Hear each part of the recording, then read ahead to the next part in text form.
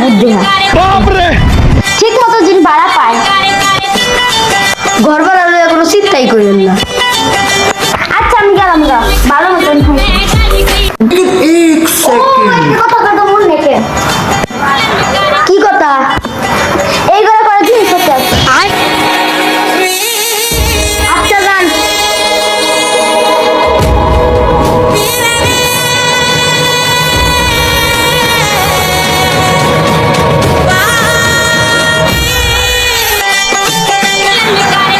মনে পড়ে আগে ঘর দেখি ঘর দিয়ে অনেক ময়লা